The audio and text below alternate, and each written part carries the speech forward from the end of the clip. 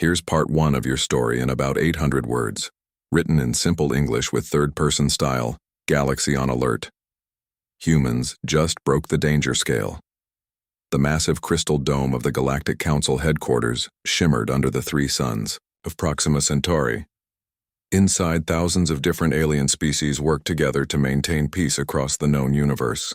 They monitored developing civilizations, classified threats, and ensured the safety of all intelligent life. Deho sat at his monitoring station, his blue skin reflecting the glow of countless screens.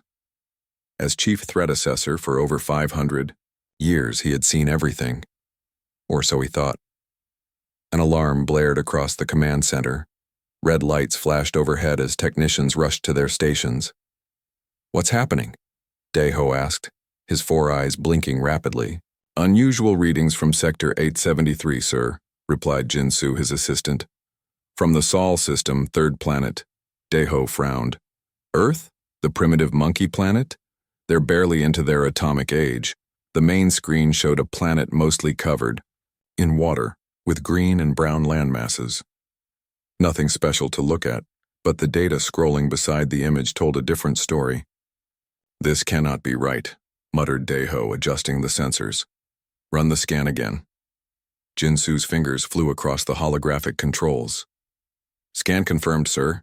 In just 100 years, they've gone from simple flight to orbital stations. They've split the atom, connected their entire species with a worldwide information network, and begun experimenting with artificial intelligence. No species advances this rapidly," Deho said. "It's impossible. The Council's emergency protocols activated automatically. Soon a small fleet of observation ships surrounded Earth, cloaked from human detection. Or so they thought. Sir, the humans have detected our observation ships," Jinsu reported 3 days later. "They're not supposed to have that capability." Deho stared at the screen in disbelief. "According to the Galactic classification system, humans should be a level 3 civilization at most. But their adaptive capabilities, their problem-solving skills, their unpredictable creativity, these were off the charts." First contact specialist Ha Yun arrived with her team, expecting to document primitive behaviors for scientific records. Instead, they watched in astonishment as humans solved complex mathematical problems in days that had taken other species centuries. "They're splitting atoms for fun," Ha Yun reported to Deho. "They built a machine to smash particles together, just to see what would happen. Do you understand what I'm saying? They risked destroying themselves just for knowledge." More disturbing reports followed. Humans exposed to deadly radiation sometimes developed powers instead of dying. They thrived. In environments from freezing tundra to scorching deserts, they built machines that could think, created artificial life in labs, and somehow maintained their sanity, while living on a planet with thousands of natural disasters every year. "We need a new classification," Deho announced to the Council. Hundreds of alien representatives gathered in the Great Chamber, their worried whispers filling the room. "The danger scale maxes at level 10, Deho explained. "No species has ever rated above a 7. The Draconis were a 7, and we all remember what happened to them." The room grew quiet. Everyone remembered the Draconis and their 3-day war that ended with their own extinction. "These humans," Deho pointed to the monitoring screen. The number displayed there flickered and glitched as the computer attempted to display 12, where no number had been programmed to exist. "They're beyond our scale," he continued. "They developed nuclear weapons and then chose not to use them. They create deadly viruses and then cure them. They fight endless wars yet show extreme compassion to strangers. Nothing about them makes sense." The Council broke into chaos. Some demanded immediate destruction of Earth before humans could threaten the galaxy. Others argued for first contact to welcome this strange species into the galactic community. "Neither approach will work," Deho said, silencing the room. "Destroy them? They survive extinction-level events as a hobby. Welcome them? They'll take over the Council within a generation." "Then what do you suggest?" asked the High Counselor, her 7 eyes blinking nervously. Deho looked at the screen again. A simple blue planet with simple-looking creatures who had just broken the impossible. We watch, he said finally. We learn, and we prepare. The universe just got a lot more interesting. As if to confirm his words, an alert appeared on his personal device. Earth scientists had just achieved quantum entanglement communication. They were now capable of instant messaging across any distance. The Council's danger scale, programmed only to display numbers 1 to 10, continued to glitch as it attempted to process what humanity had become. Galaxy on alert. Humans just broke the danger scale. The Galactic Council's decision came after 3 days of heated debate. First contact with humans was now inevitable. They had already detected alien signals, reverse-engineered technologies from crashed scout ships, and were pushing into deep space faster than anticipated. Containment was impossible. We must establish diplomatic relations before they develop further, stated Counselor Sun Ho, his tentacles waving for emphasis. If they believe we have been watching them in secret, they will never trust us. Captain, Sujin stood at attention on the United Nations grounds in Geneva as dawn broke over the Alps. Behind her, Earth's unified defense forces maintained a respectful but unmistakably ready stance. The sky brightened unusually, clouds parting as if pushed aside by an invisible hand. Then it appeared, a vessel of impossible beauty, shaped like a perfect teardrop, descending silently to the landing pad. World leaders watched from a safe distance as the ship's surface rippled like liquid metal. A doorway formed in the side of the ship. From it emerged 3 figures, humanoid but clearly alien. The leader stood 7 feet tall with blue-tinted skin and 4 arms. The translator device at his throat glowed softly. "I am Tae-wan, Ambassador of the Galactic Council," he announced, his voice perfectly mimicking human speech patterns. "We welcome Earth to the galactic community." Sujin stepped forward. Protocol dictated she should express gratitude and awe. Instead, she smiled and said, "Interesting that you chose to land today, Ambassador Tae-wan. Your monitoring stations in our outer asteroid belt suggested you've been welcoming us for quite some time." All 3 aliens froze. Tae-wan's large eyes widened in alarm. "How could you possibly—" "The same way we reverse-engineered your scout ship that crashed near Busan last year," she interrupted casually. "Would you like to see our improvements to your propulsion system?" The second alien whispered something in their native language. Sujin turned to them and responded in the same tongue, causing all 3 visitors to step back in shock. "You speak Galactic Standard?" Tae-wan asked, abandoning his translator. "We learned it from your database. Your encryption was challenging, but not impossible," Sujin replied. "Now shall we discuss the real reason for your visit? Your containment protocols, perhaps?" Later, aboard their ship, Tae-wan urgently contacted the Council. "The humans knew we were coming. They knew about our observation posts. They've learned our language and broken our encryption." "Impossible," said Daeho, the chief threat assessor. "Our encryption is based on quantum mathematics beyond their understanding." "They mentioned contingency plans," Tae-wan whispered. "They know about the containment protocols. They've prepared for them." The diplomatic meetings continued for 7 days. Each morning, human representatives arrived with new insights into galactic politics, technologies they shouldn't understand, and knowledge they couldn't possibly possess. On the final day, Sujin handed Tae-wan a small device. "A gift," she said. "We noticed your ships use an inefficient cooling system. This should help." Tae-wan examined the device carefully. "This technology, we've been researching it for decades without success." "We solved it last week," Sujin replied with a shrug. "Consider it a token of friendship." As the alien ship departed Earth, they detected unusual energy readings from the moon. A massive structure had appeared on the far side, a human base that hadn't been there when they arrived. "They built that in a week?" Tae-wan asked in disbelief. His science officer nodded slowly. "And look at the energy signature. They've already implemented the cooling system we just received, but they've improved it."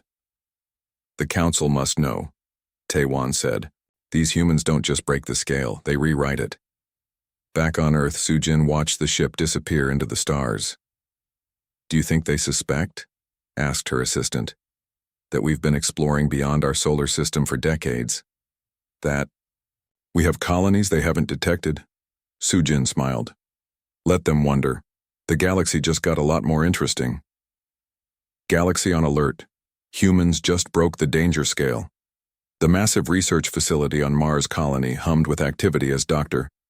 Yunwu carefully examined alien biological samples in his laboratory. Through the reinforced windows, the red Martian landscape stretched to the horizon, dotted with human settlements that had sprung up in just 5 years. Across from him, alien researcher Min Su struggled to comprehend what he was observing about human psychology. Your species makes no sense, Min Su said, adjusting his breathing apparatus. His skin shimmered with a purple glow as he recorded observations. You simultaneously build hospitals and weapons. You create art about peace while preparing for war. You protect the weakest among you while celebrating the strongest. It defies all behavioral models.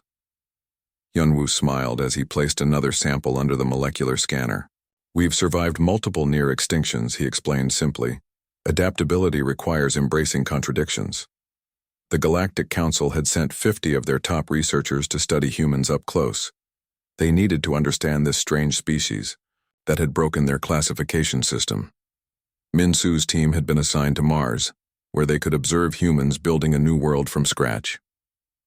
Yesterday I watched children playing war games pretending to kill each other, Min Su continued, his 4 eyes blinking in confusion. Then one child fell and hurt herself. Immediately all the children stopped their game to help her. How can you switch between aggression and compassion so quickly? It's not a switch, Hyunwoo replied. It's a blend. We contain both impulses, at all times. In the 3 months since first contact, the alien researchers had reported increasingly bewildering findings. Humans demonstrated abilities considered impossible by galactic standards: simultaneous cooperation and competition, rational and emotional decision-making perfectly balanced, and a creativity that bordered on madness.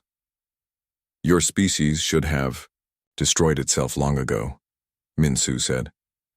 Your history is filled with wars, plagues, and disasters, yet each time you emerge stronger. Other species would have given up. Yunwu nodded. That's the real human paradox. We're fragile individually, but unbreakable as a species. The next day, a delegation from the Galactic Council arrived to tour the quantum research facility. Hyunwoo had been selected as their guide. The visitors included Yoon Ji, the scientific liaison whose role was to evaluate the danger humans might pose to galactic stability. As they entered the main laboratory, Hyunwoo casually activated a demonstration that had been prepared. The air in the center of the room shimmered, then split open to reveal what looked like a window into another dimension.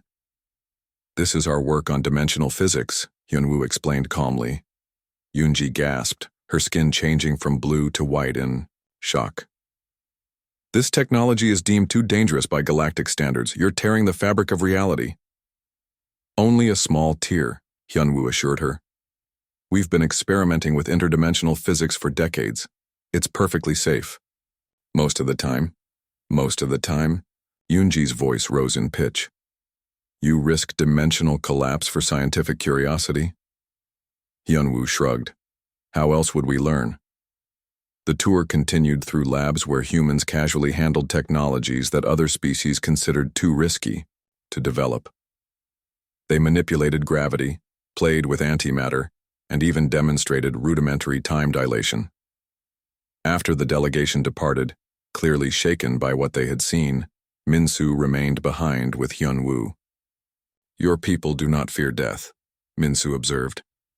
We fear it very much, Hyunwoo corrected him. We just don't let that fear stop us from living. That night, Min Su sent his final report to the Galactic Council. His conclusion was simple. Humans were not just another species to be classified and contained. They were something entirely new in the galaxy, a species that thrived on the very edge of destruction, whose greatest strength came from embracing the chaos that other species tried to eliminate. They are neither heroes nor monsters, Min Su wrote. They are simply human, and that might be the most terrifying thing of all. Galaxy on alert. Humans just broke the danger scale.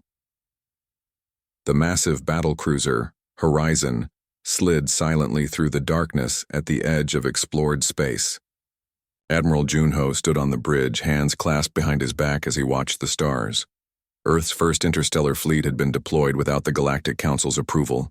50 ships of various sizes, crewed by the best humanity, had to offer, now faced an enemy no one had seen for 10,000 years. Status report, Junho said quietly. His second-in-command, Yuri, approached with a data pad. The Void Harvesters have destroyed 3 uninhabited systems already. Their path leads directly to the Rigel colonies. 6 billion lives at risk. Admiral. And the Council's response? Yuri's expression darkened. Still debating. They fear giving humans access to advanced weapons technology more than they fear the Harvesters. Junho nodded. He had expected this. Since first contact 2 years ago, many species in the Galactic Council viewed humans with a mixture of fear and distrust. Humans advanced too quickly, took too many risks, asked too many questions. The danger classification that once amused humanity now prevented them from receiving the tools they needed to help. In the emergency council session on Proxima Centauri Prime, the debate had reached a breaking point. Councillor Sang-mi, leader of the anti-human faction, stood before the gathered representatives of 1,000 worlds. Humans cannot be trusted with advanced weapons, she declared, her voice echoing through the chamber. Look at their history. They must be contained before they grow too powerful. The Void Harvesters are a serious threat, yes, but they follow predictable patterns. We have evacuated the systems in their path before. Many council members nodded in agreement, but not all. Daeho, once the chief threat assessor, and now an advocate for humanity, rose to speak. The Harvesters have changed their patterns, he said. The evacuation routes are already compromised, and humans have proven themselves valuable allies. Their unpredictability is exactly what we need against an enemy that has defeated every conventional strategy. Before Sang-mi could respond, the massive screen at the center of the chamber activated without warning. The hologram of Admiral Junho appeared, causing gasps of surprise at the technological intrusion. While you debate, he announced calmly, my ships are already defending the Rigel colonies. Sang-mi stepped forward in anger. You have no authority in this sector. The Council has not approved human military action beyond your home system. The people of Rigel did not have time for your approval process, Junho replied. And you should know, Earth established outposts beyond your mapped territories months ago. We have been preparing for this threat while you argued about classifications. The Council watched in stunned silence as human ships engaged the Void Harvesters. On screen, the battle unfolded across multiple star systems. Human vessels moved in formations never seen before, deploying impossible combinations of technologies. Weapon systems thought incompatible merged in perfect synchronicity, creating defensive capabilities no species had imagined possible. How did they develop these technologies? Whispered one council member.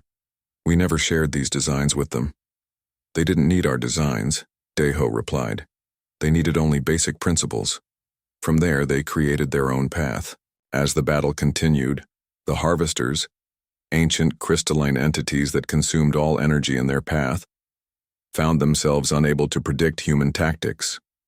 For the first time in recorded history, the Harvesters retreated. We don't need your authorization to save lives, Junho stated simply before ending the transmission. The council chamber erupted into chaos. Some demanded immediate sanctions against Earth for their unauthorized intervention. Others recognized that without human help, billions would have died. Sang-mi stood silently, watching the battle data with a mixture of fear and reluctant admiration. Finally, she spoke again. Perhaps, she said quietly, we have been measuring the wrong things all along. Galaxy on alert. Humans just broke the danger scale. The final battle against the Void Harvesters stretched across 12 star systems. Human ships moved in patterns that defied conventional tactics, shifting formations that seemed chaotic but worked with deadly efficiency. The ancient enemy, crystalline beings that had consumed countless civilizations over millions of years, faced something they had never encountered before: unpredictability. On the command ship of the coalition forces, Admiral Junho coordinated the most unusual military force ever assembled. Beside him stood representatives from 20 alien species, former skeptics now fighting alongside humans against a common threat. The harvesters have adapted to our phase shift technology, reported Giho, the weapons specialist. They're learning our patterns, Junho smiled. Then let's stop using patterns. He opened a channel to all coalition ships. Execute protocol chaos. Across the battlefield, human ships suddenly broke formation. Each captain began implementing randomly generated tactics, creating a battlefield that resembled a swirling storm. Rather than an organized military action, the alien allies watched in amazement as the humans abandoned all standard doctrine. How will they coordinate? Asked Bumi, the Rigelian commander. They'll crash into each other. Watch, said Junho, simply. The human ships danced through space, seemingly on the edge of disaster at every moment, yet never colliding. The void harvesters, programmed to predict enemy movements, could not adapt fast enough. Their crystalline structures began to crack, under weapons fire coming from impossible angles. Back at the Galactic Council headquarters, Deho watched the battle unfold on the main screen. Once the chief threat assessor who had first classified humans as a danger, he now stood as their strongest advocate. They're not following any known tactical doctrine, he explained to the assembled council members. They're improvising. No, species fights this way, said Counselor Sang-Mi, her earlier opposition to humans softening as she watched them defend worlds not their own. It's like watching chaos become order. The revelation spread throughout galactic civilization. Humanity's greatest strength wasn't technology, but their unique cognitive abilities. Imagination, creativity, and adaptability forged through millions of years of evolution on a dangerously unpredictable planet. As the battle turned in their favor, human scientists worked alongside alien engineers to develop new defenses. They combined technologies in ways no one had imagined, creating shields that adapted in real time and weapons that targeted the specific frequency of harvester communication. After 7 days of fighting, the last harvester ship shattered into crystal dust. The victory celebration united species that had never before found common ground. In the Grand Council chamber 2 weeks later, former skeptic Sang-Mi formally proposed the new classification system. The massive room fell silent as she spoke. We created the danger scale to protect ourselves from threats, she explained. But we failed to recognize that the greatest protection can come from what we once feared. Therefore, I propose a new system, not based on threat level, but on potential for growth and innovation. The vote was unanimous. For the first time in the Council's 50,000-year history, all representatives agreed on a major policy change. Deho stepped forward with the final assessment, activating the main display. The massive screen no longer showed danger scale, but instead Guardian Index, and humanity's score continued to rise beyond the programmed parameters.